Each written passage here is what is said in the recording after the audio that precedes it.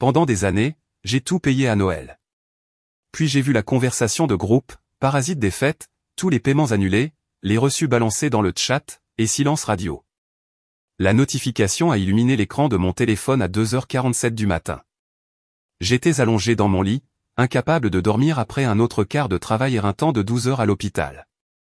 Mon pouce a plané au-dessus de l'écran, louchant sur ce qui semblait être une conversation de groupe que je ne reconnaissais pas. Quelqu'un m'avait accidentellement ajouté à la réalité en famille au lieu de me supprimer. Le premier message que j'ai vu a glacé mon sang. Dieu merci, elle paie encore la dinde cette année. Je n'allais certainement pas dépenser $200 pour ça, a écrit Rebecca, ma belle-sœur. Elle est tellement désespérée d'être incluse. Elle paiera pour n'importe quoi. C'est honnêtement triste. Mon frère, Marcus, a ajouté, le parasite des fêtes frappe encore, suivi d'un emoji d'arbre de Noël et d'un emoji d'argent avec des ailes. Ma cousine, Vanessa, a ensuite renchéri. J'ai fait défiler vers le haut avec des mains tremblantes. La conversation était active depuis 3 ans. 3 années entières pendant lesquelles ma famille s'est moquée de la façon dont je finançais leurs fêtes tout en me ridiculisant dans mon dos. Il y avait des captures d'écran de mes paiements Venmo avec des emojis pleurant de rire. Il y avait des blagues sur mon salaire d'infirmière et sur le fait que j'étais trop stupide pour réaliser qu'ils m'utilisaient. Ma mère avait envoyé un GIF de quelqu'un jetant de l'argent dans un feu avec une légende, l'esprit de Noël d'Ashley. Lol. Ashley, c'est moi. Le guichet automatique familial, apparemment. Ma gorge s'est serrée en lisant message après message. Ils avaient créé un pool de paris entier sur ce que je paierais ensuite. Ma tante avait gagné $50 quand j'avais offert de payer les chambres d'hôtel pour notre voyage familial au Colorado l'année dernière. $50. Ils avaient littéralement profité de ma générosité 2 fois. J'étais assise là, dans l'obscurité de mon studio, celui que je pouvais à peine me permettre parce que j'avais envoyé de l'argent à la maison pour chaque fête, anniversaire et urgence inventée par ma famille. L'appartement que j'avais meublé avec des meubles d'occasion parce que je venais d'envoyer $3000 à ma mère pour ses factures médicales qui, je le réalisais maintenant, en parcourant ses messages, avait en fait financé sa croisière avec son petit ami. Devrions-nous lui dire que nous prévoyons Noël au chalet cette année? Elle paiera totalement la location si nous disons que le cœur de maman ne peut pas supporter le stress d'organiser. Génial. Ashley est tellement soucieuse de plaire aux gens. Il suffit de mentionner la santé de maman et elle ouvrira son portefeuille comme un phoque savant. Les messages se sont brouillés alors que des larmes coulaient sur mon visage. Phoque savant. Parasite des fêtes. Trop stupide pour réaliser. J'étais infirmière depuis 7 ans, faisant des heures supplémentaires, prenant des quarts de travail supplémentaires, sautant des vacances. Je me disais que j'aidais ma famille, que j'étais la personne responsable, celle qui avait réussi avec ma carrière stable. Ma mère avait l'habitude de me présenter à ses amis comme ma fille, l'infirmière, avec tant de fierté dans sa voix. Je pensais qu'elle était fière de moi. Il s'avère qu'elle était juste fière de mes virements directs. Le pire message était de ma jeune sœur, Émilie, celle que j'avais aidée à faire ses études universitaires. J'ai payé ses manuels scolaires, son plan de repas, même ses cotisations de sororité quand elle pleurait parce qu'elle se sentait exclue. Je travaille encore un quart de travail de vacances cette année. Plus d'argent pour nous. Peut-être que j'aurai enfin ce sac Gucci que je veux puisqu'elle paie le dîner de Noël et les cadeaux pour maman et papa. Tu es diabolique, et la mue, a répondu Vanessa. Mais honnêtement, elle rend ça trop facile. Elle se porte volontaire pour payer. C'est de sa faute. Je me suis porté volontaire parce qu'à chaque fois que je rentrais à la maison, quelqu'un mentionnait en passant à quel point les choses étaient difficiles financièrement. Comment le camion de papa avait besoin de réparation. Comment Marcus ne pouvait pas se permettre des cadeaux de Noël pour ses enfants. Comment les médicaments de grand-maman étaient si chers. Je me sentais coupable d'avoir un revenu stable alors qu'il semblait lutter. Mais Marcus avait posté des stories Instagram de son voyage de week-end à Vegas 3 jours après que je lui ai envoyé $800 pour les cadeaux de Noël de ses enfants. Rebecca avait un nouveau sac à main de marque sur chaque photo. L'appartement d'Emily était rempli de meubles et de décorations coûteuses. Il n'avait pas de difficulté. Il dépensait mon argent pendant que je mangeais des ramen et que je faisais des quarts de travail supplémentaires. J'ai continué à faire défiler l'historique de la conversation, chaque message étant une nouvelle blessure. Il y avait des conversations sur mon poids, ma vie amoureuse, mes histoires de carrière ennuyeuses. Vanessa avait écrit des paragraphes sur la façon dont je m'étais présenté à son mariage dans une robe de Target alors que tout le monde portait des marques de créateurs. Mais à quoi s'attendre de quelqu'un qui dépense tout son argent pour les autres? La halle, avait-elle ajouté, la dissonance cognitive était stupéfiante. Il se moquait de moi parce que je ne dépensais pas d'argent pour moi-même tout en exploitant simultanément le fait que je ne dépensais pas d'argent pour moi-même. J'ai trouvé des messages de Pâques dernier quand j'avais envoyé 1500 $ à maman pour le dîner de famille. Elle m'a dit qu'elle recevait 20 personnes et qu'elle avait besoin d'aide pour couvrir les coûts. La conversation racontait une histoire différente. Seulement 8 personnes viennent, mais Ashley n'a pas besoin de savoir que l'argent supplémentaire peut couvrir mon rendez-vous Botox. L'eau. Mes mains tremblaient tellement que j'ai failli laisser tomber mon téléphone. Ma mère avait utilisé de l'argent que j'avais gagné grâce à des quarts de travail de 12 heures, en essuyant des fluides corporels et en tenant les mains de patients mourants, pour injecter des toxines dans son visage. Puis elle avait posté des selfies avec une légende, bénie et reconnaissante pour ma famille. Il y avait un fil de discussion entier sur mon dernier anniversaire. J'ai eu 32 ans et je l'ai passé seul dans mon appartement avec un cupcake d'épicerie parce que j'avais fait un quart de travail double. J'avais posté une seule photo sur Instagram du cupcake avec une bougie, avec la légende « Encore une année plus sage ». La conversation de famille avait éclaté. Avez-vous vu le triste post d'anniversaire d'Ashley? Tellement pathétique. Peut-être que si elle ne travaillait pas tout le temps, elle aurait des amis. Elle travaille tout le temps pour pouvoir nous envoyer de l'argent. On appelle ça les priorités maintenant. Rebecca avait envoyé un GIF de quelqu'un pleurant dans un cupcake. 15 réactions de rire. J'avais fait ce quart de travail double parce que Marcus m'avait appelé en pleurant parce que son électricité avait été coupée. Il avait besoin de 400 $ immédiatement. J'ai pris le quart de travail supplémentaire, je lui ai envoyé l'argent et j'ai passé mon anniversaire épuisé et seul. Son électricité n'avait jamais été coupée. 2 jours après mon anniversaire, il a publié des photos de sa nouvelle configuration de PC de jeu. Le nec plus ultra de tout. Facilement 2000 $ de matériel. Le schéma était partout. Une fois que j'ai commencé à regarder, chaque urgence qui m'avait éloigné de ma propre vie, de mes propres besoins, avait été fabriquée ou exagérée. La crise serait présentée avec des larmes et du désespoir. J'envoyais de l'argent, et en quelques jours, il y avait des publications sur les réseaux sociaux montrant exactement où était allé mon chèque de paie. Le fourneau cassé de ma tante en janvier fonctionnait en fait très bien. Elle voulait des vacances à Miami.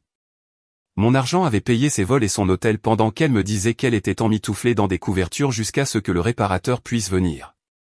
J'ai trouvé un message de ma mère au groupe d'attente d'il y a 2 Noëls.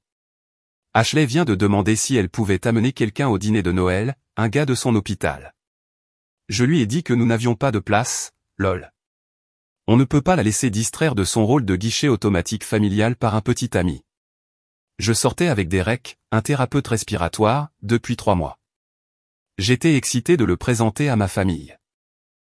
Quand maman a dit qu'il n'y avait pas de place, je l'ai cru et je me suis excusé de m'imposer. Derek et moi avons rompu 2 mois plus tard. Il avait dit, je donne la priorité à ma famille par rapport à notre relation, je ne suis jamais disponible parce que je travaille toujours des quarts de travail supplémentaires pour envoyer de l'argent à la maison.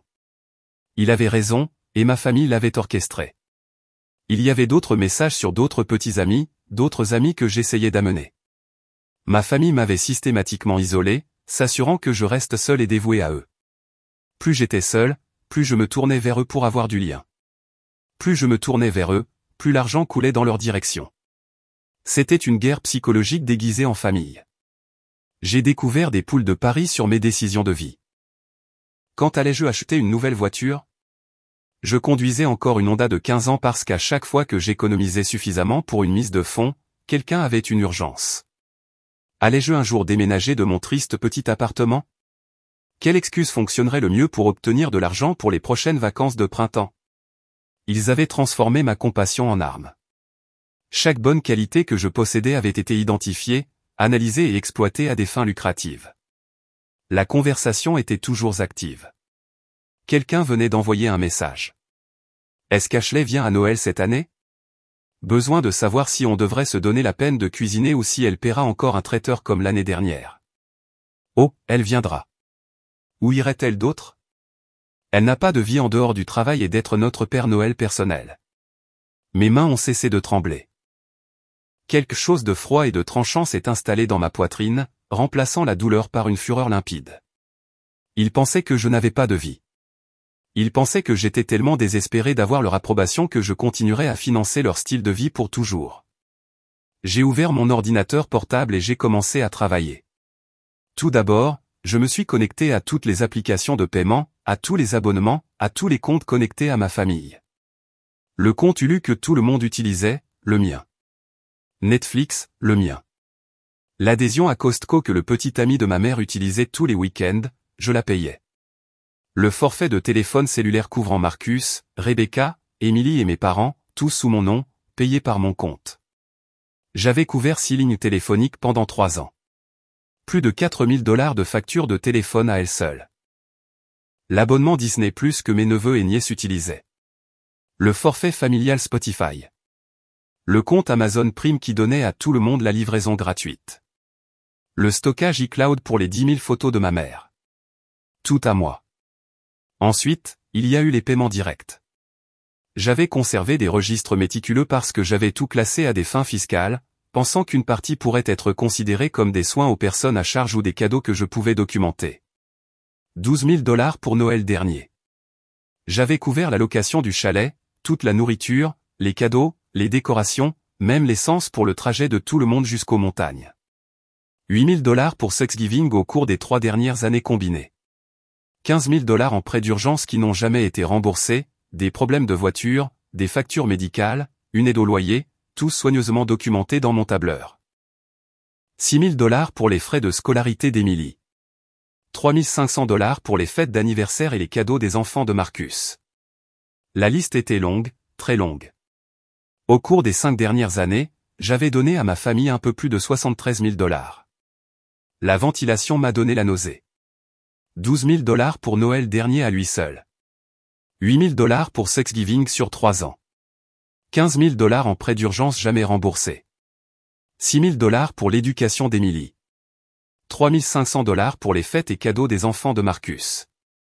$4200 en facture de téléphone sur 3 ans. $7200 en services de streaming et abonnement. $5800 pour les paiements d'assurance et les garanties. $4100 en urgence médicale qui étaient en fait des vacances. $3200 pour les boîtes d'abonnement de maman sur 2 ans. $2900 pour le service de kit de repas pour Rebecca. $1100 pour les paiements de crise d'hiver. $73 000. J'aurais pu acheter une maison. J'aurais pu rembourser mes prêts étudiants. J'aurais pu voyager, investir, construire une vie pour moi-même.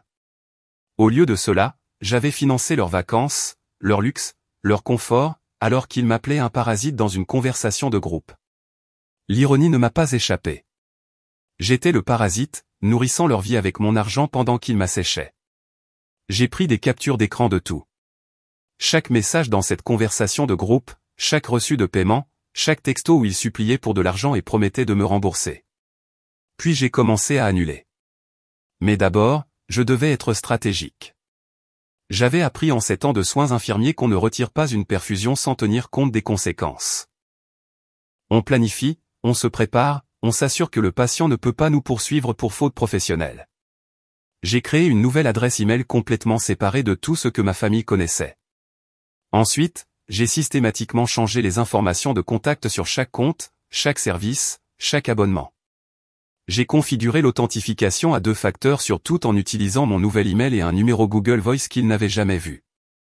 Ce n'est qu'après que chaque compte ait été sécurisé sous mon contrôle exclusif que j'ai commencé le démantèlement. Le forfait de téléphone a été le premier. 6 lignes sous mon nom me coûtant $340 par mois. Je me suis connecté à Verizon et j'ai examiné l'utilisation. Marcus utilisait en moyenne 47 gigaoctets de données par mois pour regarder des vidéos en streaming. Rebecca était constamment sur les réseaux sociaux, accumulant des heures de temps d'écran à mes frais. La ligne d'Emily a montré qu'elle avait passé des appels internationaux à son petit ami qui étudiait à l'étranger en France.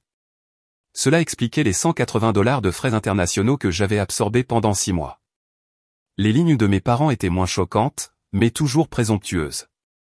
Papa utilisait à peine son téléphone.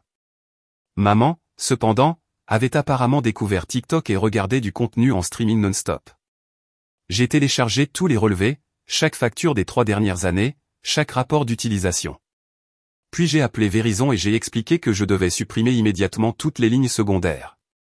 Le représentant a essayé de me convaincre de simplement transférer les lignes aux autres utilisateurs. Non, ai-je dit fermement. Déconnectez-les. Ils ne sont pas autorisés à transférer. Mais madame, ils perdront leur numéro. Bien. Les lignes mourraient dans exactement 48 heures. J'ai mis un rappel dans mon calendrier pour vérifier à ce moment précis. Les services de streaming étaient plus simples, mais plus satisfaisants. Je me suis connecté à Netflix et j'ai vérifié l'historique de visionnage. 4 profils différents, aucun d'eux n'était le mien. Marcus avait regardé des documentaires sur le vrai crime. Rebecca préférait la télé-réalité sur les riches femmes au foyer, ce qui était sinistrement approprié. Emily regardait des comédies romantiques. Maman avait en quelque sorte compris comment regarder des émissions de pâtisserie britannique en boucle. J'ai supprimé tous les profils sauf le mien, j'ai changé le mot de passe, j'ai activé de nouveaux paramètres de sécurité qui déconnecteraient tout appareil actuellement connecté. Ensuite, Hulu, Disney+, HBO Max, Paramount+. J'étais abonné à cette plateforme de streaming différente, ce qui me coûtait près de $100 par mois, et je n'en regardais presque aucune parce que je travaillais toujours. Chacune a reçu le même traitement, mot de passe changé, appareil supprimé, compte sécurisé. L'adhésion à Costco était intéressante. Je me suis connecté à mon compte et j'ai constaté que je pouvais voir l'historique des achats. Ma mère y faisait ses courses 2 fois par semaine. Les achats allaient des produits d'épicerie raisonnables aux articles de luxe, un ensemble de meubles d'extérieur à $600, un batteur sur socle à $300, des caisses de vin haut de gamme, des plateaux de fête pour des rassemblements auxquels je n'avais jamais été invité. Marcus avait apparemment acheté des fournitures pour sa voiture, y compris un ensemble complet de pneus d'hiver en octobre, les pneus qu'on m'avait dit qu'il ne pouvait pas se permettre, c'est pourquoi je lui avais envoyé $500 pour des réparations de voiture. J'ai annulé l'adhésion et demandé un remboursement au prorata pour les mois restants. $93 me sont revenus. Le stockage iCloud était peut-être l'annulation la plus mesquine, mais elle m'a apporté une joie véritable. Maman sauvegardait toute sa vie numérique sur mon forfait de 2 téraoctets, photos, vidéos, documents. Je suis passé au forfait gratuit de 5 gigaoctets et j'ai regardé le système lui envoyer immédiatement des notifications indiquant que sa sauvegarde avait échoué. Elle ne perdrait rien de façon permanente, mais elle devrait trouver son propre stockage cloud. À son âge et à son niveau de compétence technique, cela lui prendrait des semaines de frustration. Je l'imaginais appeler Marcus ou Emily à l'aide, ils se rendraient compte que je les avais coupés, l'horreur naissante que leur voyage gratuit était terminé. Ensuite, il y a eu les annulations moins évidentes mais plus coûteuses. Je payais l'assurance automobile de Marcus depuis 1 an. Il m'avait appelé en panique à propos de la perte de sa couverture, et j'avais ajouté sa voiture à ma police multivéhicule. C'était $215 par mois que je ne reverrai jamais. J'ai appelé ma compagnie d'assurance et j'ai fait retirer son véhicule avec effet immédiat. Le représentant a mentionné qu'il pourrait y avoir un trou dans sa couverture. C'est son problème, ai-je dit. Je payais l'abonnement d'Emily à un centre de remise en forme haut de gamme. Elle m'a dit qu'elle en avait besoin pour sa santé mentale mais qu'elle ne pouvait pas se permettre les frais mensuels de $89. Je l'avais configuré en paiement automatique et je l'avais oublié. J'ai appelé la salle de sport et j'ai annulé. Aucun préavis n'était nécessaire puisque j'étais la titulaire du compte. Il y avait plus. Tellement plus. Je payais les boîtes d'abonnement de maman. 3 différentes. Des livraisons mensuelles de produits de beauté, de collations et de livres. Coût total, $140 par mois. Toutes annulées. Je couvrais l'abonnement de Rebecca à un service de kit de repas parce qu'elle s'était plainte de ne pas avoir le temps de faire l'épicerie avec les enfants. C'était $240 par mois pour des ingrédients préportionnés livrés à sa porte pendant que je mangeais des repas surgelés entre les quarts de travail. Annulé. Le plan d'assistance routière de papa.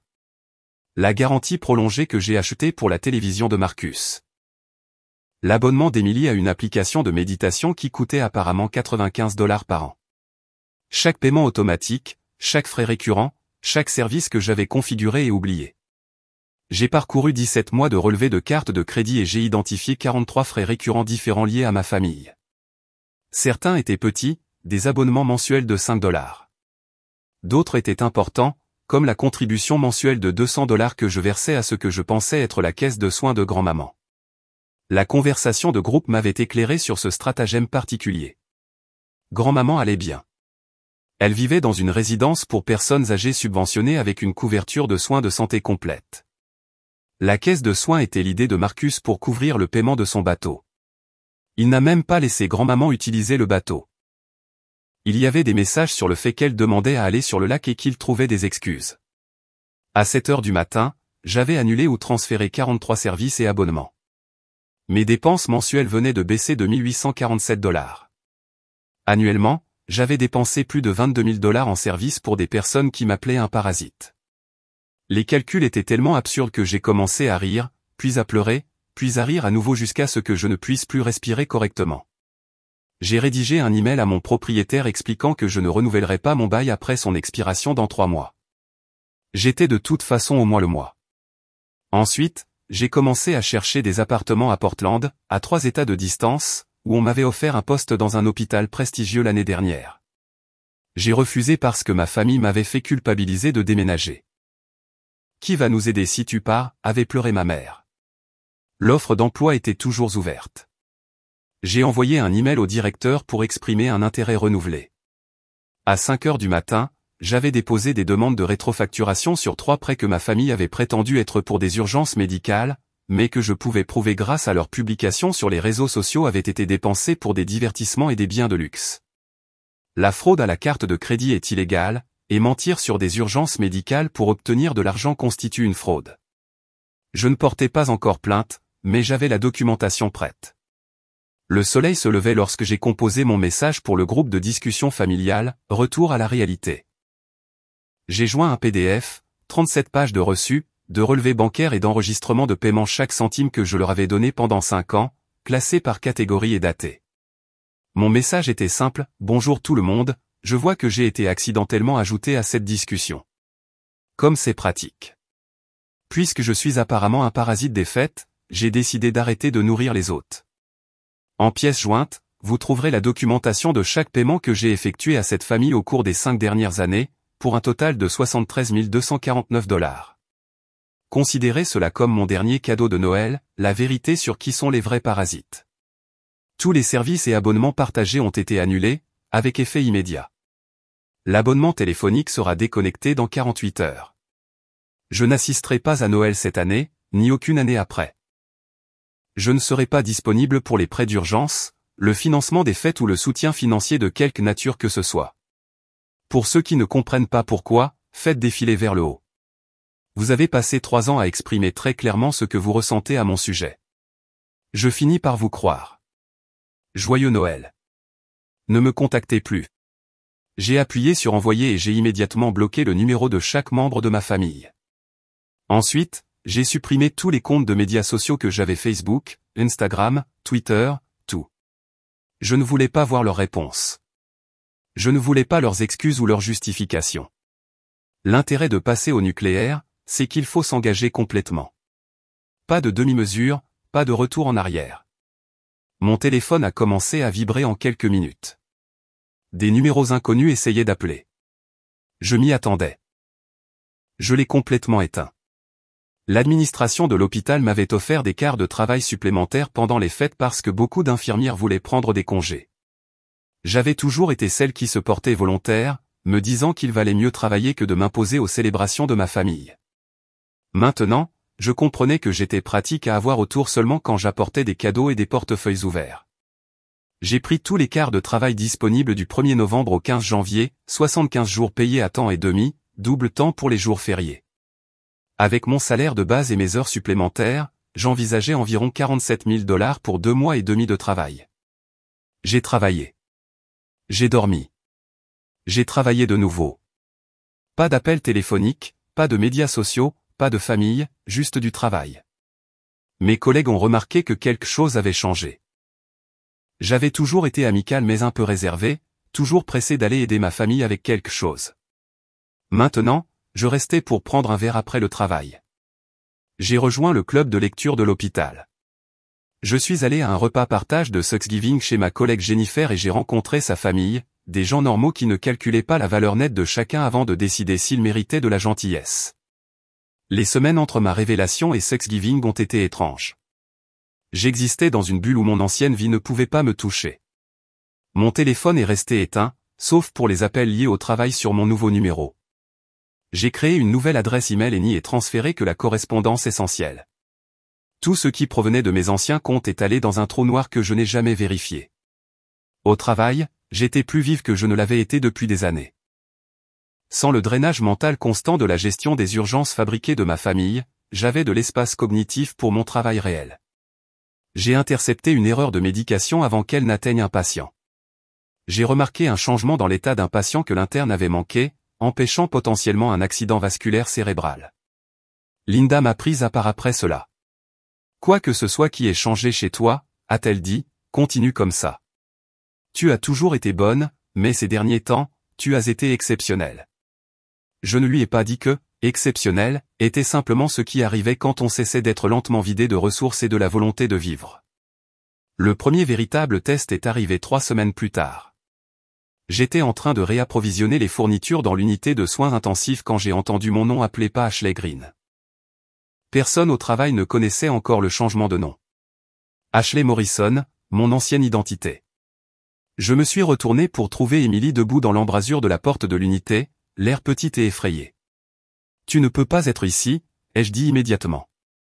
C'est une zone réglementée. Les salles de consultation familiale sont au 2e étage. Ashley, s'il te plaît. J'ai juste besoin de 5 minutes. Sécurité, ai-je appelé calmement.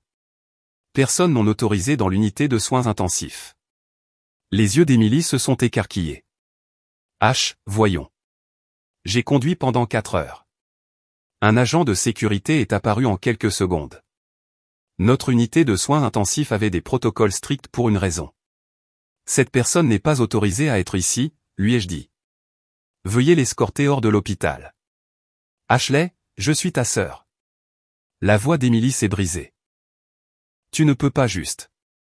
Je n'ai pas de sœur, ai-je dit, en la regardant fixement dans les yeux. Je suis enfant unique. Veuillez l'éloigner. Emily pleurait alors que la sécurité l'emmenait.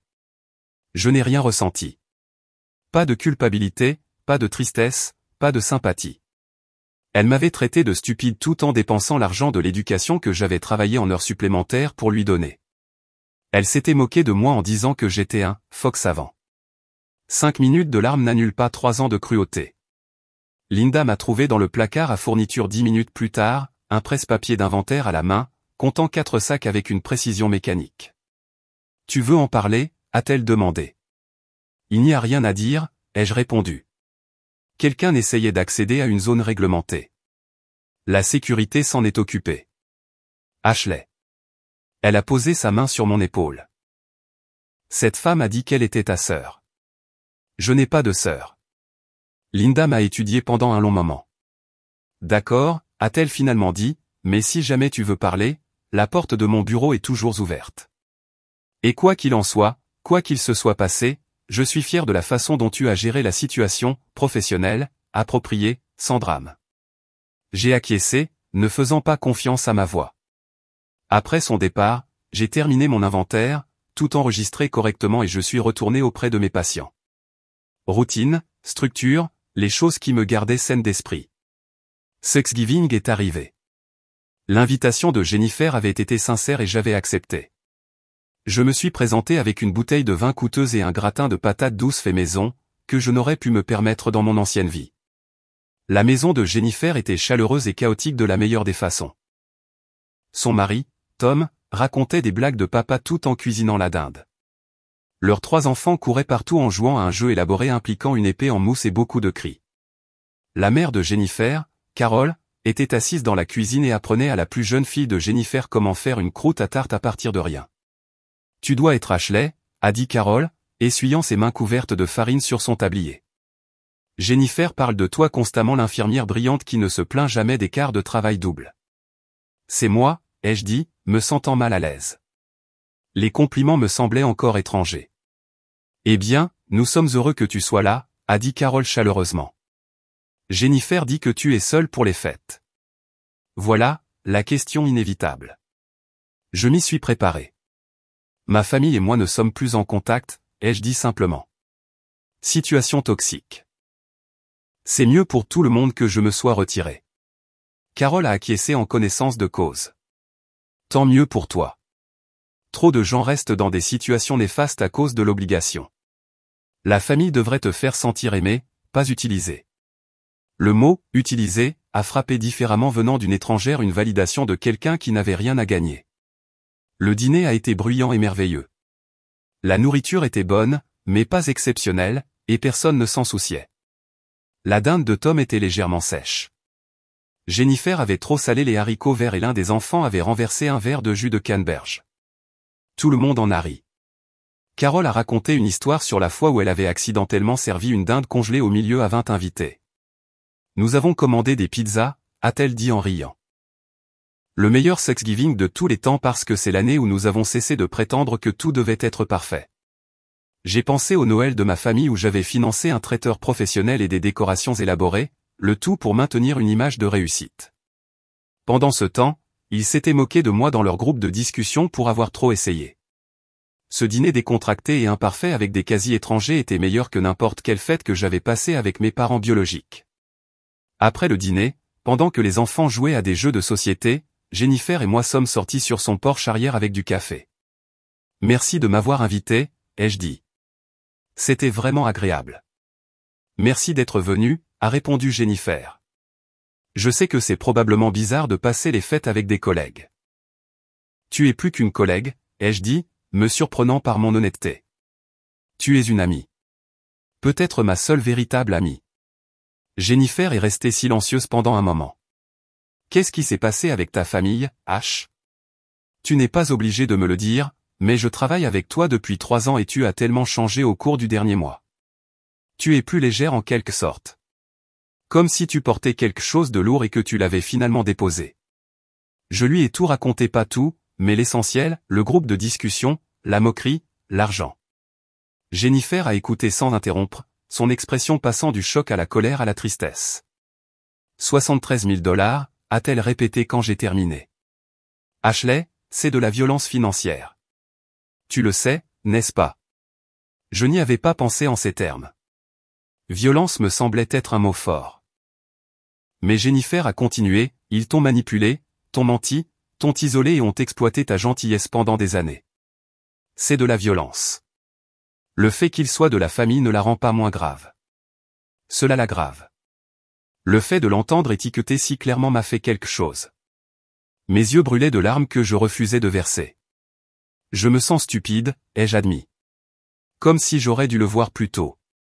Les escrocs ciblent les personnes intelligentes, a dit Jennifer fermement, parce que les personnes intelligentes pensent qu'elles sont trop intelligentes pour se faire escroquer. Tu n'es pas stupide. Tu es gentille. Ils transforment ta gentillesse en arme. C'est leur faute, pas la tienne. La fille adolescente de Jennifer s'est plainte que son téléphone était vieux. Jennifer lui a dit qu'elle pourrait en acheter un nouveau quand elle aurait économisé son argent de poche. Personne ne s'attendait à ce que quelqu'un d'autre finance ses envies. C'était un concept tellement étranger que j'ai failli pleurer dans ma purée de pommes de terre. Le 24 décembre est arrivé. Je faisais un quart de travail de 12 heures à l'unité de soins intensifs. Vers 15 heures, une femme dans la soixantaine est venue au poste d'infirmière, l'air perdu. « J'essaie de trouver ma fille », a-t-elle dit. « Elle est infirmière ici. » Ashley Morrison. Je l'ai reconnue immédiatement malgré les changements. Ma mère avait l'air plus mince, plus tirée. Ses cheveux étaient coiffés différemment, plus courts, mais le désespoir dans ses yeux était indubitable. « Je suis désolé », lui ai-je dit calmement. « Il n'y a personne ici sous ce nom. » Ce n'était pas techniquement un mensonge. J'avais demandé le changement de nom il y a 2 mois, et bien que la procédure légale ne soit pas terminée, j'avais déjà cessé de m'identifier comme Ashley Morrison de toutes les manières possibles. « S'il vous plaît », a supplié ma mère. « Je sais qu'elle travaille ici. J'ai besoin de lui parler. » La sécurité est arrivée avant que je n'aie à répondre. Apparemment, elle faisait une scène dans le hall depuis 1 heure. Ils l'ont escortée dehors pendant qu'elle criait mon ancien nom. J'ai terminé mon quart de travail avec des mains fermes. L'hôpital de Portland m'a offert le poste le 3 janvier, infirmière en chef de leur unité de cardiologie, 40 000 $ de plus par an que ce que je gagnais, prime à la signature, aide à la réinstallation. J'ai accepté immédiatement. À la mi-janvier, mon changement de nom était officiel. Ashley Morrison était légalement morte. Ashley Green, le nom de jeune fille de ma grand-mère, était né. Nouveau permis de conduire, nouveau permis d'infirmière, tout nouveau. J'étais renaissante avec des documents pour le prouver. Mon appartement à Portland était 2 fois plus grand que mon ancien studio, dans un immeuble avec une salle de sport et un jardin sur le toit. J'ai acheté de nouveaux meubles de vrais meubles, pas des trouvailles en bord de trottoir et des articles de liquidation sur le marché Facebook. J'ai acheté de l'art pour mes murs. J'ai adopté un chat du refuge local, un chat tigré gris que j'ai appelé Phoenix. J'étais ressuscité des cendres de ce que j'étais. Mon ancienne adresse email a reçu des messages pendant des mois. Je ne les ai jamais ouverts. Ils sont allés dans un dossier que j'ai intitulé « Mort pour moi », qui archiverait tout automatiquement, mais la curiosité a pris le dessus en mars. Les emails de ma mère étaient des voyages de culpabilité de la longueur d'un essai sur l'obligation familiale et à quel point j'étais cruel. Rebecca a envoyé des excuses en 2 phrases qui attribuaient son comportement à la dépression postpartum d'il y a 4 ans. Marcus a écrit que j'avais mal compris le contexte du groupe de discussion. Il plaisantait. Ne pouvais-je pas comprendre une blague? Le message d'Emily était différent, court, simple. Tu as payé pour mon éducation et je t'ai traité de stupide. Tu es la personne la plus intelligente que je connaisse et je suis l'idiote. Je ne mérite pas le pardon, mais j'ai besoin que tu saches que je suis désolé. J'ai commencé à te rembourser. Cela prendra des années, mais je verse $200 dans un compte d'épargne chaque mois à ton nom. Je t'enverrai les détails quand j'aurai ton adresse. Si tu ne veux plus jamais me parler, je comprends. Mais je suis désolé. Vraiment désolé. Je n'ai pas répondu, mais je ne l'ai pas supprimé non plus. Les autres pouvaient pourrir, mais le message d'Emily vivait dans ma boîte de réception, une petite graine de quelque chose qui pourrait éventuellement se transformer en pardon peut-être, dans quelques années, peut-être. Un email s'est démarqué du reste, celui de mon père. Il n'avait jamais été actif dans le groupe de discussion. J'avais remarqué son nom dans la liste, mais je le voyais rarement publié. Ashley, je n'étais pas au courant de la discussion jusqu'à ce que tu envoies ces captures d'écran. Ta mère m'a montré son téléphone et j'ai vu ce qu'ils avaient tous dit, ce que j'avais permis en restant silencieux quand j'aurais dû remarquer ce qui se passait. Tu méritais mieux de nous tous, mais surtout de moi. J'aurais dû te protéger. J'ai demandé le divorce la semaine dernière. Je vis maintenant dans un appartement, travaillant avec un thérapeute pour comprendre comment j'ai rendu cela possible. Je ne demande pas le pardon ni la réconciliation.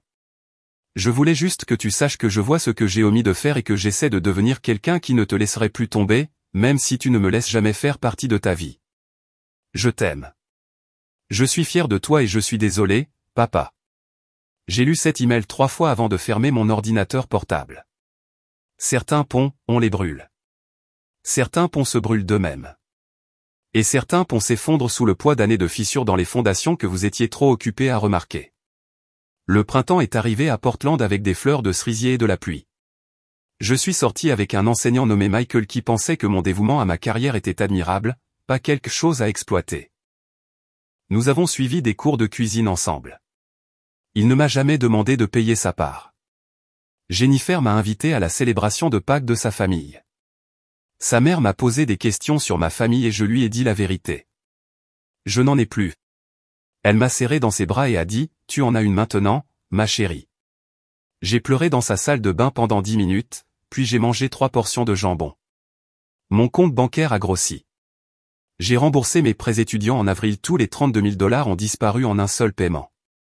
J'ai regardé le solde de $0 et je me suis senti plus légère qu'un cheveu. En mai, j'ai reçu un chèque de banque de $1000 avec une note d'Emily, premier paiement. Il y en aura beaucoup d'autres.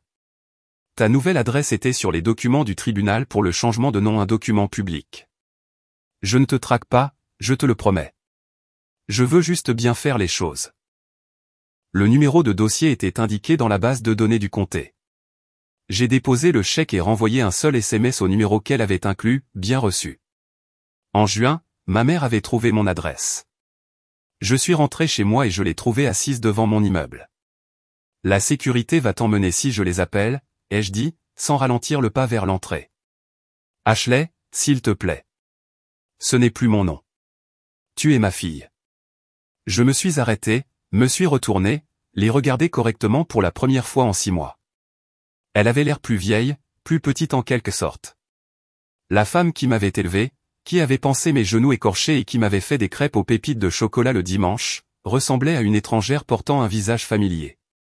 Ta fille est morte quand elle a réalisé que sa famille la voyait comme un portefeuille sur pattes, ai-je dit doucement. Tu as 60 secondes pour partir avant que j'appelle la police. Elle est partie en 45. Je ne me suis pas sentie victorieuse. Je ne me suis pas sentie justifiée. Je me suis sentie fatiguée. Ce soir-là, j'ai envoyé à mon père un court email, j'ai bien reçu ton message. Je ne suis pas prête à parler. Peut-être un jour. Concentre-toi sur toi. Et, a-t-il répondu. C'est plus que ce que je mérite. Merci. L'été à Portland a été magnifique. Michael et moi avons fait de la randonnée sur le mont Hood. J'ai pris des vacances en Grèce, ce dont je rêvais depuis des années. J'ai publié des photos sur mon nouveau compte Instagram privé qui n'avait que 30 abonnés, toutes des personnes que j'avais rencontrées au cours de la dernière année. Personne ne m'a demandé d'envoyer de l'argent. Personne n'avait besoin de moi pour quoi que ce soit, sauf ma compagnie. C'était la paix la plus profonde que j'ai jamais connue. En août, Émilie a envoyé un autre chèque avec une note plus longue, j'ai obtenu une promotion. J'envoie $500 ce mois-ci. J'ai dit à Marcus et Rebecca ce que je faisais et ils pensent que je suis stupide de te donner de l'argent dont tu n'as même pas besoin maintenant. C'est comme ça que je sais que c'est la bonne chose à faire. Tu méritais mieux. J'essaie d'être meilleur. J'ai renvoyé, fier de ta promotion. Utilise la moitié de cet argent pour toi. Je suis sérieuse. Sa réponse est arrivée 1 heure plus tard, seulement si tu promets de me laisser t'emmener dîner si tu reviens un jour dans l'Est. Pas d'agenda, juste des sœurs qui mangent des pâtes hors de prix. Je n'ai pas promis, mais je n'ai pas dit non. Septembre a apporté un temps plus frais et une prise de conscience, j'avais reconstruit toute ma vie en moins d'1 an. Nouvelle ville, nouvel emploi, nouveau nom, nouvelle relation, tout ce que l'ancienne Ashley avait eu trop peur de viser parce qu'elle était trop occupée à être le filet de sécurité de tout le monde. La nouvelle Ashley, Ashley Green, n'avait plus peur. Je me suis fait tatouer, un phénix sur mon omoplate, renaissant des flammes. L'artiste a demandé la signification. Renaissance, ai-je dit simplement. Elle a souri. Ce sont les meilleurs. Octobre est arrivé avec des feuilles tombantes et un colis inattendu. À l'intérieur se trouvait une écharpe tricotée à la main dans ma couleur préférée, vert forêt, avec une note de mon père, ta grand-mère m'a appris à tricoter avant de mourir. Je ne suis pas encore très doué, mais j'essaie. Reste au chaud. Pas besoin de réponse. L'écharpe était inégale et avait quelques mailles lâchées. Elle était parfaite. Je l'ai portée tous les jours froids de cet automne. Le premier anniversaire du « message », comme j'avais fini par l'appeler, est tombé un mardi au hasard. J'avais travaillé le quart de nuit et je suis rentré chez moi pour trouver un autre chèque d'Émilie. Elle avait été constante, ne manquant jamais un mois, et un email de mon père avec des photos de lui dans un centre de bénévoles servant des repas aux anciens combattants sans abri. J'essaie d'être utile aux personnes qui ont réellement besoin d'aide, disait son email. J'essaie de devenir quelqu'un dont tu pourrais être fier de nouveau un jour. J'ai regardé mon calendrier. Noël était dans 8 semaines. Michael m'a demandé si je voulais passer les fêtes avec sa famille à Seattle. Jennifer m'a invité de nouveau chez elle. J'avais des options maintenant, des gens qui voulaient ma présence, pas mes cadeaux. J'ai choisi Jennifer. Sa chaleur me rappelait ce que la famille était censée ressentir. La veille de Noël, j'ai travaillé une demi-journée, puis je suis allé chez Jennifer pour le dîner. Ses enfants ont joué une crèche chaotique avec le chien de la famille comme un mouton très confus. Son mari a fait des blagues terribles. Sa mère s'est renseignée sur mon chat et m'a montré des photos de ses propres 3 animaux de sauvetage. Personne n'a demandé d'argent. Personne n'avait besoin que je sois autre chose que moi-même. Après le dîner, j'ai vérifié mes emails. Un nouveau message d'Émilie, joyeux Noël. Je ne m'attends pas à une réponse. Je voulais juste que tu saches que je pense à toi tous les jours et que je suis toujours désolé. Je rembourse toujours. J'essaie toujours. J'espère que tu es heureuse où que tu sois. J'ai répondu, joyeux Noël, monsieur, je suis heureuse. Continue d'être meilleur. C'est suffisant. Sa réponse a été immédiate, tu as répondu. Le meilleur cadeau de Noël de tous les temps. Je t'aime, ma sœur. J'ai regardé ces mots fixement. Je t'aime, ma sœur. Une partie de moi avait envie de le dire en retour. Une partie de moi n'était pas prête. J'ai écrit, on se reparle l'année prochaine. Peut-être est suffisant. Merci. J'ai fermé mon ordinateur portable et j'ai rejoint la fête. La fille de Jennifer essayait d'apprendre au chien à porter un bonnet de Père Noël. Michael m'a apporté du vin et a embrassé mon front. Quelqu'un a commencé un jeu de société qui a dégénéré en des disputes joyeuses. C'est ce que les fêtes étaient censées être, de la joie sans transaction, de l'amour sans calcul. Il y a un an, j'étais le parasite des fêtes, nourrissant sans le savoir une famille qui me considérait comme une proie. Maintenant, j'étais juste Ashley, libre, heureuse, entière.